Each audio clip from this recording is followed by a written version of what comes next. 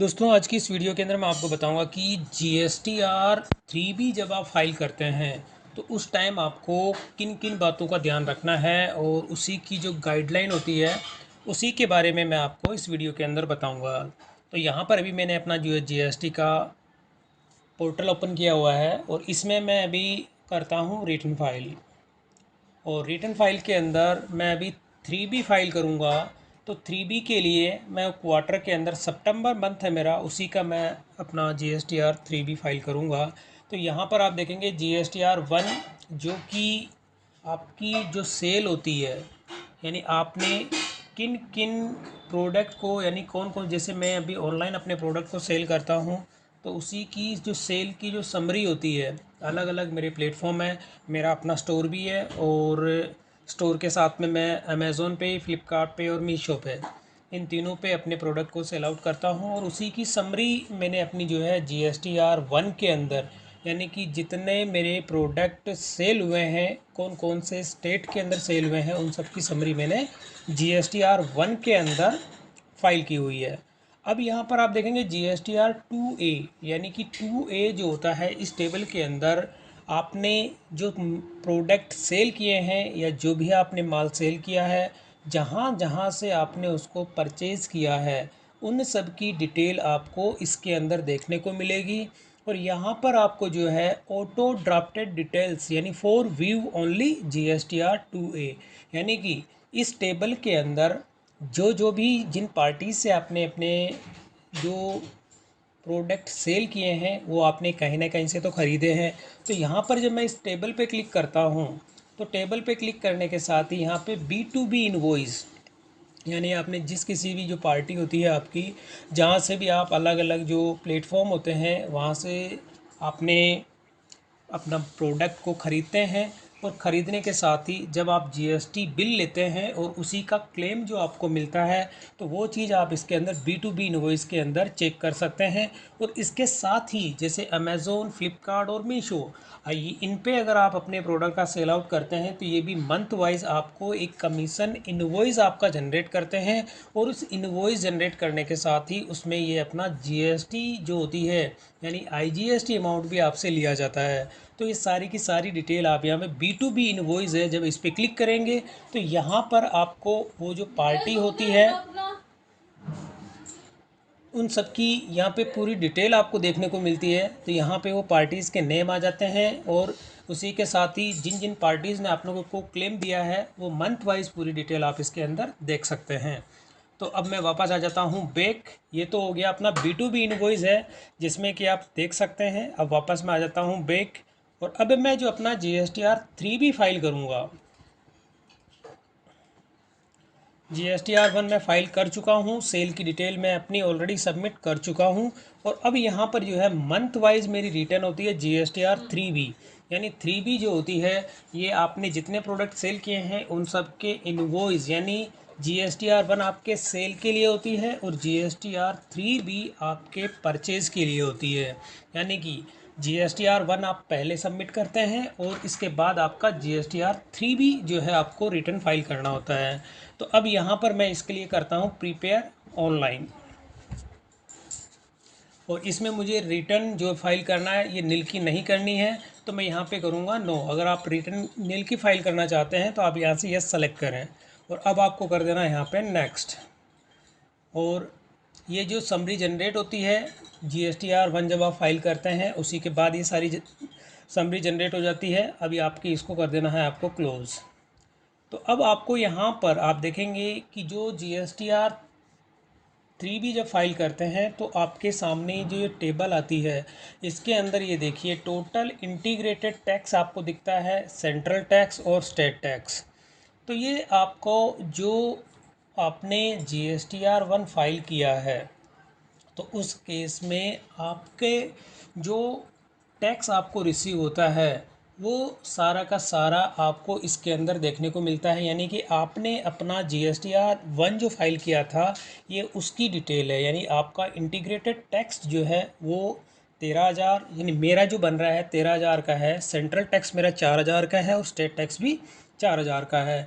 तो अप्रॉक्स अगर मैं मान के चलूँ तो ये मेरा जो है 21,000 का मेरा जीएसटी का जो है टैक्स इसमें बन रहा है। अब इसके बाद में यहाँ पर आप देखेंगे कि इंटर स्टेट सप्लाई के अंदर जो है मेरा जो प्रोडक्ट मैंने सेल किए हैं उसकी टैक्सेबल वैल्यू आप देखेंगे 78,000 यानी कि 78,136 रुपये जो है मेरे प्रोडक्ट उसमें टैक्सेबल वैल्यू बनी थी।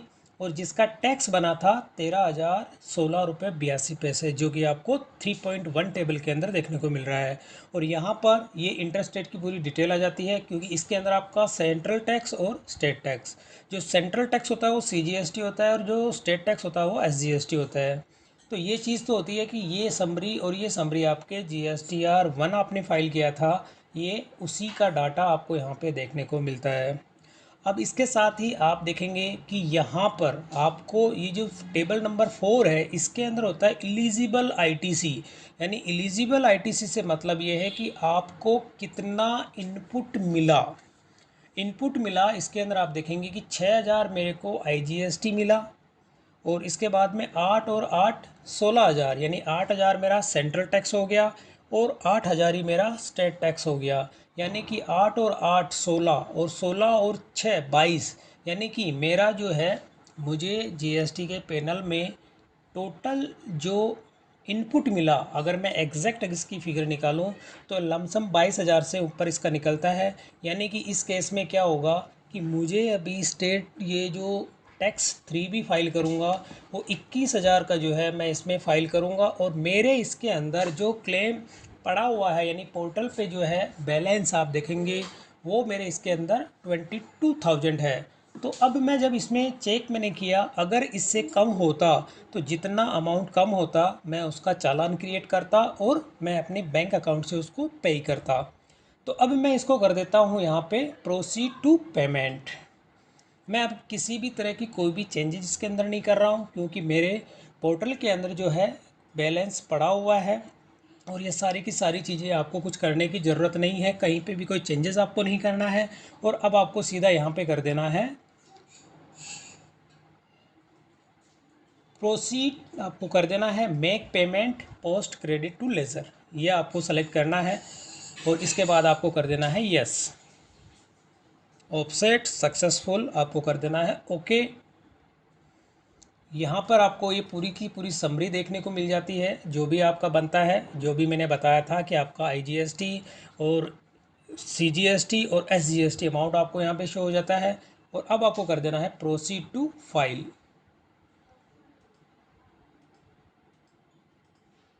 और यहाँ से आपको कर देना ईवीसी या डीएससी। डीएससी डिजिटल सिग्नेचर होता है, ईवीसी होता है जो ओटीपी आपके नंबर पे आपको रिसीव होता है।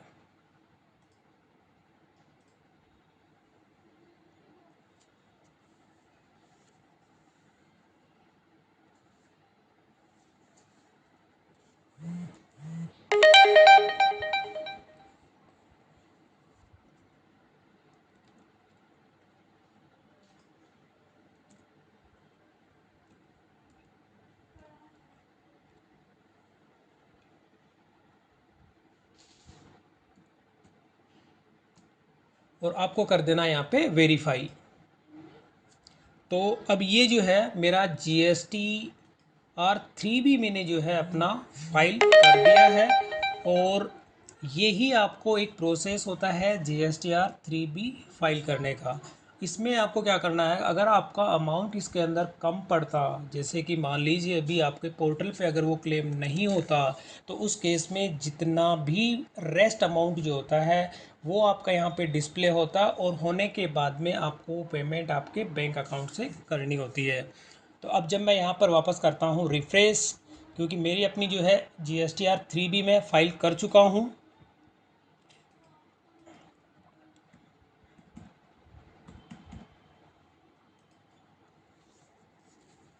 तो यहाँ पे आप देखेंगे कि मेरा जो है सितंबर मंथ का GSTR 3B फाइल हो चुका है। और अब मैं यहाँ पे रिटर्न टू डैशबोर्ड पे आता हूँ, और आने के साथ ही अब जो मेरा सितंबर मंथ आपको मैं दिखा देता हूँ। क्वार्टर मैंने सेलेक्ट करूँगा और सितंबर मैंने सर्च किया, तो अब यहाँ पे आप देखेंगे कि मंथली मेरी जो रिटर्न है 3B वो फाइल हो चुकी है। और अब मैं अपना अगर लेज़र चेक करता हूँ सर्विसेज के अंदर जाके, लेज़र और लेज़र के अंदर इलेक्ट्रॉनिक क्रेडिट लेज़र, तो अब यहाँ पर आप देखेंगे कि अक्टूबर मंथ के अंदर अभी मैंने जो है अपना GSTR 3 भी फाइल किया है, और फाइल करने के बाद भी यहाँ पे आप देखेंगे रेस्ट अमाउंट जो होता है ये 19,652 रुपये, यानी कि ये अभी भी मेरे इसके अंदर पोर्टल पे इतना अभी बैलेंस है, यानी कि ये मेरा इलेक्ट्रॉनिक क्रेडिट लेज़र है। तो इस तरह से आप अपना जो है GSTR 3 भी जब फाइल करेंगे और रेस्ट अमाउंट अगर आपको चेक करना होता है तो आप अपने इलेक्ट्रॉनिक क्रेडिट लेज़र के अंदर जाके आप उसको चेक कर सकते हैं। तो ये तो एक दोस्तों एक प्रोसेस था कि GSTR 3 भी जब आप फाइल करेंगे तो आपको किन किन बातों का आपको ध्यान में रखना है, वही चीज़ मैंने आपको इस वीडियो के अंदर बताई है। तो दोस्तों वीडियो पसंद आई तो इसे लाइक और शेयर जरूर करें और मेरे चैनल को सब्सक्राइब करना ना भूलें।